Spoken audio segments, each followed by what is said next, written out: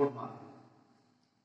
मैं जावेद खान, सहायक अध्यापक स्वामी विवेकानंद उच्चतर माध्यमिक विद्यालय सज्जनवा बड़पुर से। आज समस्त के बीच आज हम हिंदी सब्जेक्ट की हिंदी व्याकरण से संबंधित कुछ बातों पर चर्चा करेंगे। कुछ बातों को लेकर हम बताएंगे और उसकी जो प्रकरण है, जो टॉपिक है, मैं इस बोर्ड पर ऐड कर दिया हूं, लिख दिया हूं और आज इसी के बारे में हम लोग थोड़ी बहुत चर्चा करेंगे। तो सर्वप्रथम हम ये बताना चाहेंगे कि हमें आज ये ऑनलाइन क्लासेस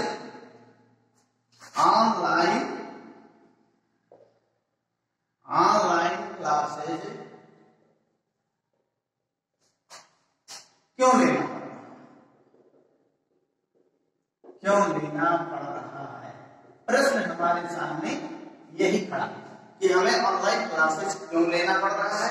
रीजन, इसका कारण क्या ऐसी वजह पड़ी। तो इसका मेन उद्देश्य, मेन कारण जो है वो है कोरोना वायरस।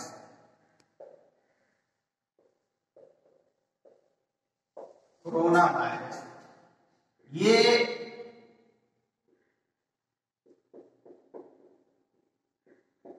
कोरोना वायरस, इस वायरस में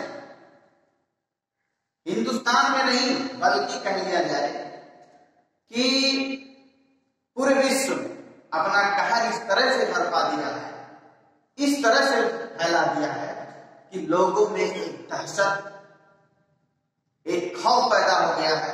और सच पूछिए तो ये वायरस एक प्राणघातक वायरस है, प्राणघातक वायरस। क्योंकि अभी तक हमारे देश के साइंटिस्ट यानी वैज्ञानिक या विदेशी साइंटिस्ट यानी वैज्ञानिक या और तमाम देश के साइंटिस्ट अभी इसका वैक्सीन, इस वायरस का वैक्सीन अभी तैयार नहीं कर पाए।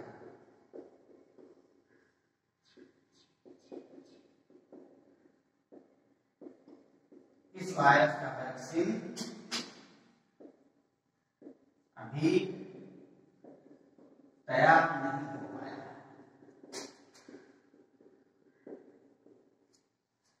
तो जैसा कि हमने कहा कि ये बहुत ही प्राणघातक वायरस है।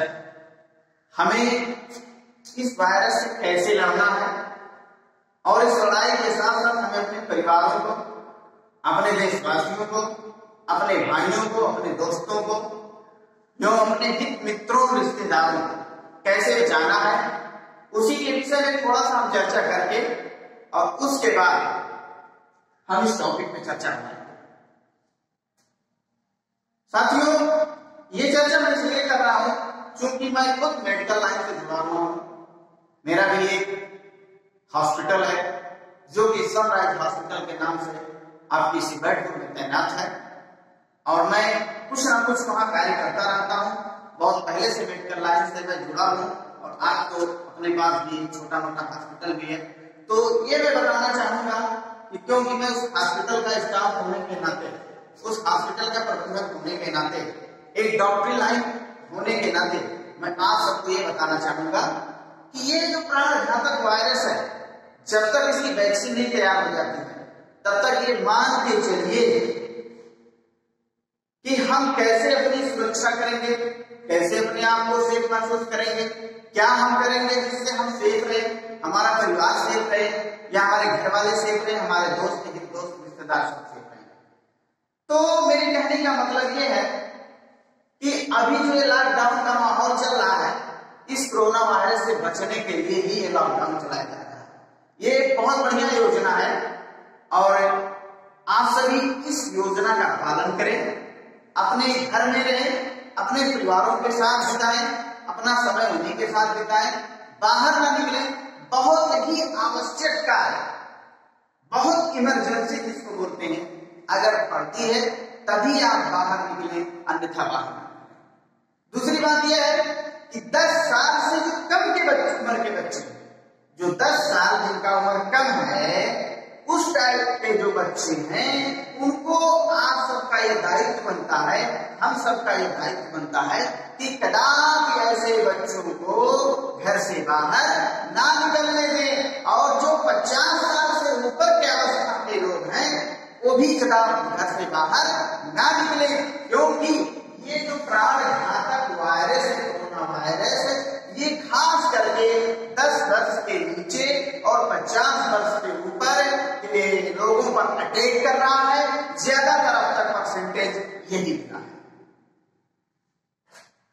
तो इसकी रोकथाम अभी कुछ तैयार नहीं हो पाई है, इसलिए मैं ये कहना चाहूंगा कि घरों में रहिए, सुरक्षित रहिए। तीसरी बात कि हर 2 घंटे पर आप अपने हाथों को खूब बढ़िया ढंग से साबुन से कम 1 मिनट तक धुएं। और ये नहीं कि ऐसे साबुन लगाया, ऐसे वैसे कर लिया और उसके बाद हाथ धो दिया साबुन, ऐसा नहीं। मेडिकल लाइन में घुसने के बाद हम आपको बताएं कि साबुन लेने के बाद या कोई ऐसा साबुन लेने के बाद, कोई भी साबुन है उसके लिए आवश्यक नहीं कि साबुन होना चाहिए। जो आप यूज करते हो, जो आप अपने प्रयोग में लेते हो, वही रहे, कोई दिक्कत नहीं। लेकिन कैसे धुलना है? आप साबुन को ले रहे हो तो हमारा एक मेडिकल साइंस क्या कहता है? ये कहता है कि पहले साबुन को अपने दोनों हाथों से खूब रगड़िए। खूब रगड़ने के बाद उसके बाद एक हाथ की समस्त उंगलियों को दूसरे हाथ की समस्त उंगलियों में इस तरह से ऐसे रगड़ के साफ कीजिए, यहाँ साफ कीजिए। फिर दूसरे हाथ की उंगलियों को लेकर के इस हाथ के पूरा साफ कीजिए। फिर इधर उधर घुमा करके कम से कम 1 मिनट तक ये प्रक्रिया करें। उसके बाद अपने हाथों को धो लीजिए और धोने के बाद किसी कपड़े या टिश्यू पेपर से उसको पोंछ लीजिए। और जो आप टोटी, ये ध्यान रखिए, जो आप टोटी नल का जो टोटी कर रहे हैं, पकड़ के चालू कर रहे हैं, उसको जब दोबारा पकड़ने जाए तो खाली हाथ, ओपन खुले हुए हाथ से मत पकड़ें, क्योंकि वायरस का असर उस टोटी पे हो सकता है। ये हमारा मेडिकल साइंस कहता है। तो आप उसी टिश्यू पेपर से जिससे आप अपने हाथ को पोंछे हुए हो, उसी टिश्यू पेपर को क्या करो, हाथ में दे करके टोटी को घुमा करके बंद कर दीजिए। उसके बाद दोबारा उस टिश्यू पेपर को यूज नहीं करना है, आप उसको कूड़ेदान में डाल दीजिए। इसके बाद ज्यादातर आप अपने घरों में, अपने शौचालयों में, अपने कमरों में जो सफाई का प्रयोग करते हैं, मैं ये राय देना चाहूंगा, क्योंकि भाई हम लोग प्रशिक्षण भी किए हैं, डीएम साहब, सीएमओ साहब और तमाम जिले के बड़े बड़े डॉक्टर्स। अभी जल्द ही 10 दिन पहले लोहिया कला भवन में हम सभी प्राइवेट डॉक्टरों की मीटिंग थी, उसमें हम भी आमंत्रित थे। तो कुल मिला जुला करके ये हम लोग को प्रशिक्षण दिया गया है, आप लोग फिनाइल का प्रयोग ना कीजिए, लॉजॉल का प्रयोग ना कीजिए, ज्यादातर आप लोग ब्लीचिंग पाउडर का प्रयोग कीजिए, तो काफी बेहतर होगा इस वायरस से लड़ने के। ये बताया जाता है कि 1 किलो ब्लीचिंग पाउडर आप 16 लीटर पानी में घोल बना करके उसको तैयार कर लीजिए और उसी से अपने फर्श की सफाई, अपने शौचालयों की सफाई, अपने घरों की सफाई, अपने कमरों की सफाई, इस तरह से आप काफी बेहतर रहेगा। काफी बेहतर। अपने नाकों को मास्क से ढकिए, हमेशा मास्क लगाए। और वह मास्क के लिए आज जो मास्क लगा लिया तो उसको हम 4 दिन लगाएं, 3 दिन लगाएं या कल भी लगाएं। जो मास्क आज आप यूज कर रहे हैं, अगर आपके पास 2 मास्क नहीं, 3 मास्क नहीं, कोई जरूरी भी नहीं कि चलो कोई बात नहीं कितना है, तो बेहतर ये होगा कि आप दिन भर लगाने के बाद शाम के सोते वक्त उसको बढ़िया से धुल दीजिए, रात भर में सूख जाएगा, फिर दोबारा उसको यानी कि बिना धुले उस मास्क को दोबारा यूज मत कीजिए। लोगों से कम 1 मीटर की दूरी बना के रखिए, 1 मीटर की दूरी बना के रखिए, और जहां तक हो सके अपने हाथों में ग्लव्स पहनिए, मास्क का प्रयोग कीजिए, और सार्वजनिक जगहों पे जाने से बचिए। किसी में कोई मेला हुआ, कोई दार्शनिक स्थल हुआ, कोई धार्मिक स्थल हुआ, ऐसी जगहों से तब तक परहेज कीजिए, तब तक बचिए जब तक कि ये प्राणघातक वायरस हमारे बीच में संकट का बादल लेके घूम रहा है या घूम रहा है। तो ये सब इससे सुरक्षित रहने के उपाय हैं, क्योंकि अभी इसकी वैक्सीन तैयार नहीं हो पाए हुए, तो हमें और आपको इस कोरोना वायरस से लड़ने के लिए ये रोग अपनाना पड़ेगा, ये समस्या अपनानी पड़ेगी। तो अब चलिए हम इसके बाद बढ़ते हैं। हमारा जो टॉपिक होगा आज हम स्टार्ट फर्स्ट डे आज हमारा है ये ऑनलाइन क्लास का।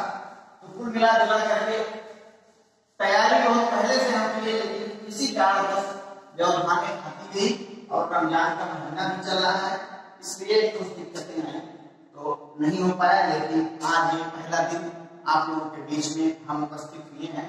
तो आज हम सोच रहे हैं कि हम हिंदी व्याकरण के इस टॉपिक पे चर्चा करेंगे जहां से हिंदी व्याकरण में इसका जन्म।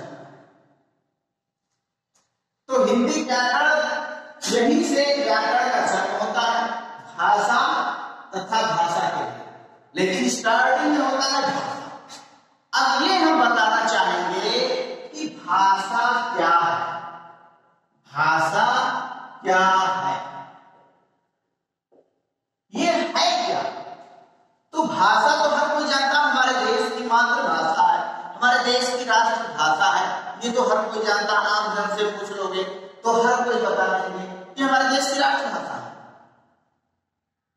हर कोई बात। लेकिन इतने से जानकारी से काम नहीं चलेगा। इसके अलावा हम ये तो मौखिक तरीके से हो गया, कोई लिखित रूप से पूछे, विस्तार रूप से पूछ ले कि भाषा की परिभाषा बताइए, भाषा की परिभाषा क्या है, तो हम कैसे बताएंगे। तो सर्वप्रथम अगर हमें भाषा का ज्ञान नहीं है, हम भाषा के बारे में नहीं जानते हैं, हिंदुस्तान में जन्म लेकर के, हिंदुस्तान में रह करके अगर हम भाषा को नहीं जानते, उसकी परिभाषा नहीं जानते हैं, तो हमारा पढ़ना लिखना बेकार है। तो सबसे पहले हम ये बताएंगे कि भाषा क्या है। देखिए, कह दिया जाए एक तरफ से मौखिक रूप से अगर कह दिया जाए कि भाषा क्या होता है, तो मैं ये कहूंगा छोटे से शब्दों में कि विचारों के आदान प्रदान को भाषा कहते हैं। ये छोटे शब्द, जिसका उत्तर हम लिखेंगे कि विचारों के आदान प्रदान, विचारों के आदान प्रदान को भाषा कहते हैं। अब इसमें आता है ये टॉपिक आता है, ये बात आता है कि विचारों का आदान प्रदान क्या है। ये तो छोटे शब्दों में हमने कहा है कि विचारों के आदान प्रदान को भाषा कहते हैं। एक लाइन कंप्लीट उत्तर हो गया है, लेकिन कम से कम ये हमें जानना जरूरी है।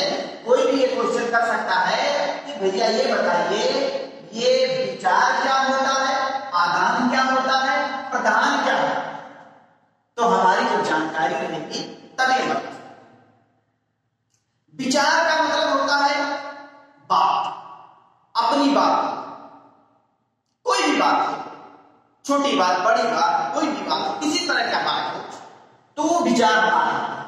आदान प्रदान का मतलब होता है, प्रदान के माने होता है देना, प्रदान के माने होता है देना, और आदान के मतलब होता है लेना, यानी लेने देने की प्रक्रिया। आदान प्रदान इसी को कहते हैं, लेने देने की प्रक्रिया जहां होती है वो आदान प्रदान कहलाता है। तो अब ये स्पष्ट हो गया, इसमें करीब करीब स्पष्ट सब लोग जान गए होंगे कि मैं कहना क्या चाहता हूं। इस लाइन से समझ में आ गया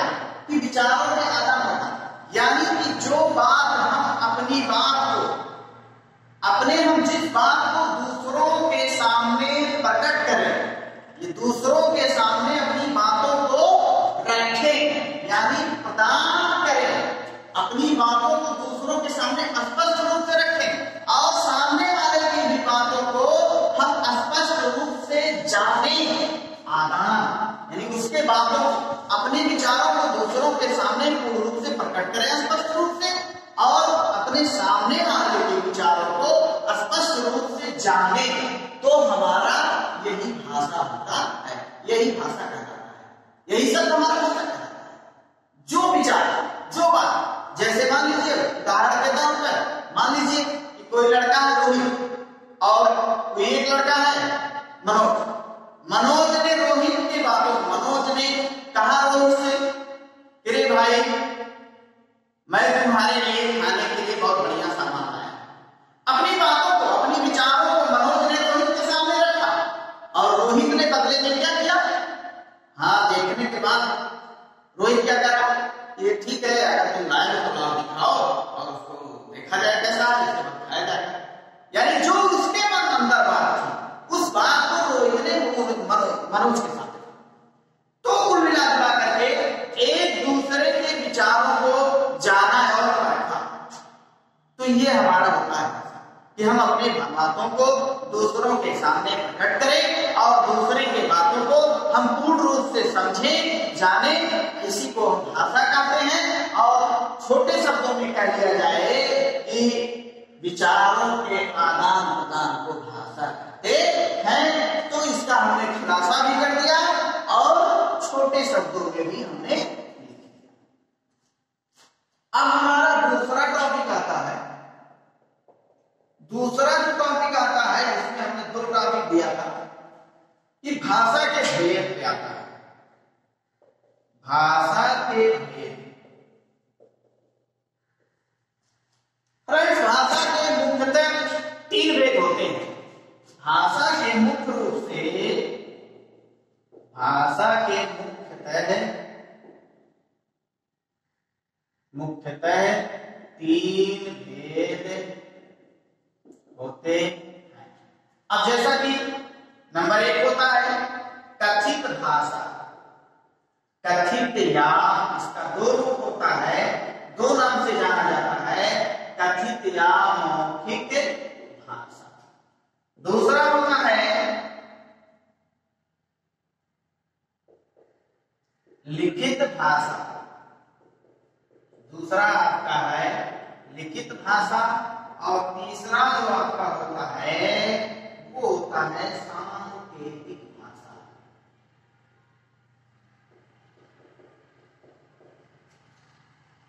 ये तीन भेद होते हैं हमारी भाषा। हिंदी व्याकरण में जो भाषा होता है उस भाषा के मुख्य रूप से तीन भेद होते हैं। नंबर एक होता है कथित या मौखिक भाषा, नंबर दो होता है लिखित भाषा और नंबर तीन होता है सांकेतिक भाषा। अब मैं आप लोगों को ये बताना चाहूंगा कि ये कथित या मौखिक से क्या कहता है। कथित या मौखिक भाषा किसे कहते हैं? कथ के माने कथन द्वारा कहना और मौखिक के माने जबानी कहना। जबानी बोल देना, ना तो उसमें हम लिखने का प्रयोग करेंगे, ना तो हम इशारे का प्रयोग करेंगे, ऐसा कोई प्रयोग नहीं करेंगे। हम सिर्फ वही प्रयोग करेंगे अपने मुंह से बोल करके प्रयोग करेंगे, बस, और कोई प्रयोग नहीं लाएंगे। तो छोटे शब्दों में कह लिया जाए कि जो भाषा केवल मुंह से बोलकर प्रयोग की जाती है, जो भाषा केवल मुंह से बोलकर प्रयोग की जाती है उसे कथित या मौखिक भाषा।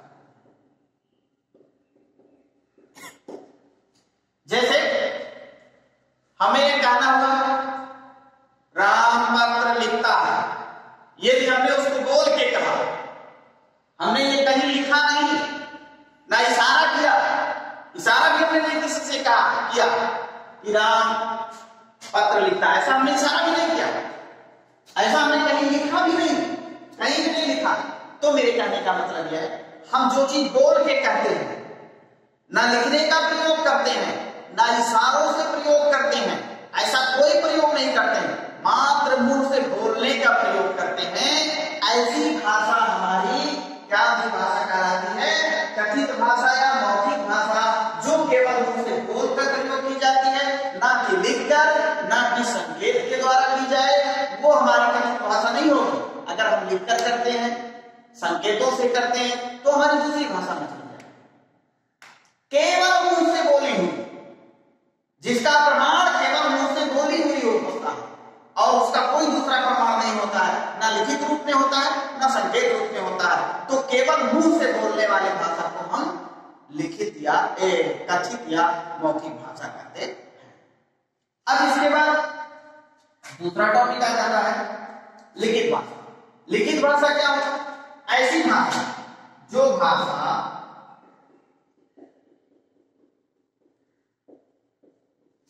लिखकर प्रयोग की जाती है, उसे लिखित भाषा कहते हैं।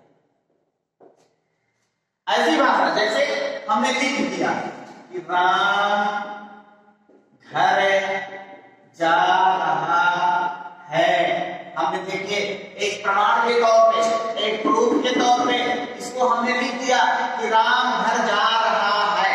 कोई भी चीज जैसे यहां लिख दो, इसका प्रूफ हो गया कि राम घर जा रहा है। लिखित नहीं दिया हमने। आप जो चीज लिखित रूप से प्रयोग करोगे, लिख कर दोगे, उस भाषा को हम क्या कहते हैं? लिखित भाषा कहते हैं। उसमें मुंह से बोलने की प्रक्रिया नहीं होती है, उसमें इशारों से भी प्रक्रिया नहीं होती है, केवल उसमें किसी लिखावट के माध्यम से प्रक्रिया बनाई जाती है। ऐसी भाषा हमारी लिखित भाषा कहलाती है। अब तीसरा ऑप्शन है सांकेतिक भाषा। सांकेत से बना है, संकेत से बना है, संकेत से बना है सांकेतिक। तो ये जैसे हमको जाता है, संकेत के माने होता है इशारा, संकेत के माने होता है इशारा, और सांकेतिक का मतलब हो गया इशारों के द्वारा। इशारों के द्वारा यही हो जाएगा, इसका मतलब हो जाएगा